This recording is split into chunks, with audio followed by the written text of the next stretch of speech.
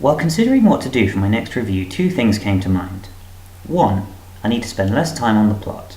And two, I should probably do a shooter at some point. Well, there's no time like the present, I suppose.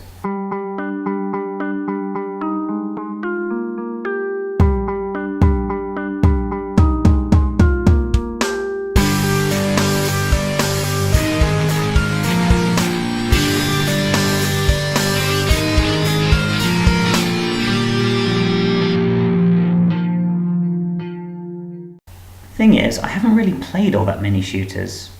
One shooter I grew up with was Halo simply because it came with my first Xbox and I haven't been able to put it down since. Other shooters I've really liked include the Gears of War trilogy, Space Marine and the Hitman games. I'm a fucking ninja. I've also played a bit of Time Splitters 2, but not enough that I could say I'm a fan of the series. Shooters I haven't been able to get into include the Crysis trilogy, the Far Cry games and every Call of Duty title I've ever played. Though I do sometimes indulge in a bit of Nazi zombies when I meet up with friends. Matt recommended Bulletstorm, saying it was my kind of game. That was all I needed to hear. I grabbed a copy and dived straight in. Bulletstorm was developed by Epic Games, the same company that made Gears of War. Well, I like the Gears of War games, so if this is more of the same, then I guess it can't be all bad.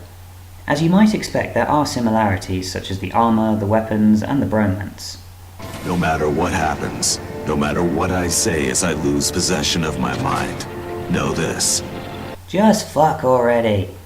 As you can clearly see from this video, Bulletstorm was an FPS rather than an over-the-shoulder, which stops it from being confused with Gears, although the visual style is very similar. One thing that's different is the tone. While Gears of War is quite bleak and seems to take itself a little too seriously in places, Bulletstorm is writhing with crass humour and crude banter. This is combined with a scoring system that awards points for creative and artistic kills, which will please the budding psychopaths among you. The story takes place in the future, where we meet our protagonist Grayson Hunt, the leader of a group of drunken space pirates. They come across a huge ship that apparently belongs to someone called Serrano, who screwed them over in the past. Gray makes an attempt at an attack, but the two ships collide and the crew end up crashing on a nearby planet, apparently some kind of futuristic holiday destination. We then get thrown into a playable flashback where we find out that Gray and his team were hitmen for Serrano 10 years prior to the crash. While performing a hit, one of Gray's crew, Ishii, searches the victim's computer and realizes that they haven't been assassinating criminals but innocent civilians, their most recent target being a journalist named Bryce Novak. This explains how the crew became space pirates in the first place. Back in the present, Ishii is mortally wounded and needs fixing up using futuristic cyborg technology, but during the operation a bunch of mutants show up, botching up the operation and leaving Gray and Ishii the only survivors. Ishii is now a cyborg and fighting with his robotic half to gain control, causing him immense pain. They resolve to find Serrano and use him to evacuate the mutant resort planet so they can get Ishii to a proper medic. The rest of the game is basically a bunch of violence, gore and dick jokes. You shitballs give chase, I will kill your dicks! What? What does that even mean? You're gonna kill my dick? Well, I'll kill your dick! How about that, huh? And I have to say, I like it when a game can maintain a feeling of desperation while being fun at the same time. One of my favourite bits is when you get to control a giant robotic dinosaur that shoots laser blasts, because Gray turns into a little kid, screaming with childish glee at the utter carnage he's creating with his new toy. This is what I like about this game as opposed to Gears of War. Despite the danger and hopelessness of the situation, Gray is constantly cracking jokes and having fun, because that's just how he deals with it. He's a drunken idiot who makes rash decisions, yet he's still a likeable character.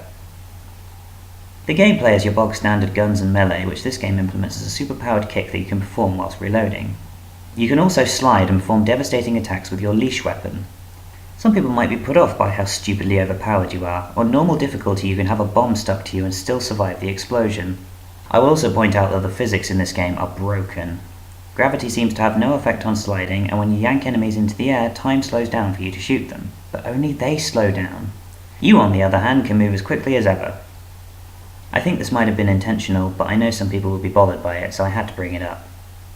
You can also buy ammo and other weapons from drop kits using the points that you earn from your creative kills. This makes the points actually worth something, because you will run out of ammo at some point if, like me, you use it carelessly. As in Gears of War, you can't jump. The A button is reserved for running, sliding and climbing over stuff. Let's get to the scoring. As far as motivation goes, it's fun, so if you want a fun game in which you get to shoot lots of stuff, then have at it. If you want a gripping tale of valor, honor, sacrifice, and tragedy, then you might be turned off by all the childish humor and whatnot. I personally enjoyed the game a lot more than I thought I would, so I'll let you decide whether it's for you based on what I've said. I will mention that I didn't find myself hating the story, nor did I feel there was a lack thereof. It's a tale of redemption disguised as a pointless excuse to butcher things. The only complaint I do have about the story, spoiler alert, is that they do set themselves up for a sequel. I don't like it because I get this feeling that the sequel will either be crap compared to the first game or just won't get made at all. It's kind of like all the recent Marvel films in that respect.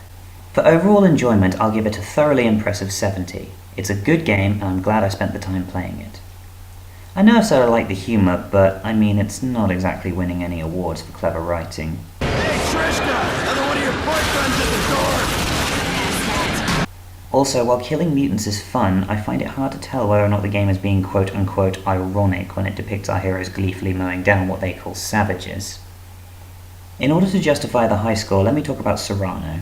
Serrano is one of my favourite characters because he's the embodiment of everything people hate about modern shooters. He's a paranoid, foul-mouthed, racist, misogynistic, xenophobic, trigger-happy psychopath, and above all, he's a complete and utter bastard. What in the name of sweet Mary Mother of Christmas did you think you were doing out there all this time? You namby-pamby cocksucks are Confederate sanctioned assassins! You told us the targets were gun runners, slave traders, mass murderers. Yeah, I lied. So what? He's basically the kind of guy who points out anyone who isn't white and goes, "He a terrorist! USA! USA!" The fact that he's so universally hateable seems to me like a subtle message aimed at online gamers. You know the ones I mean. Serrano is what they are in danger of becoming, and yet despite hating his guts throughout, I actually found him pretty entertaining. Bulletstorm also has the same subtle environmental message that Gears of War had, so in summary, I like the messages this game's trying to get across, and for the most part, I like how it goes about it. As a final remark, I'll note that the tutorial is one of those non-patronising ones. You have to use every skill to resolve it. I remember a similar thing in Gears 2 where the tutorial is basically you training the rookie. Thus you learn the controls without feeling like, for want of a better word, a noob. Would I play this game again? I'd say that's a distinct possibility, though what I would say is that this game would be a lot more replayable with an offline 2-player co-op. This is how I prefer to play shooters, but this game doesn't offer that. I'll see what happens when I get round to it, but personally I don't see any reason not to.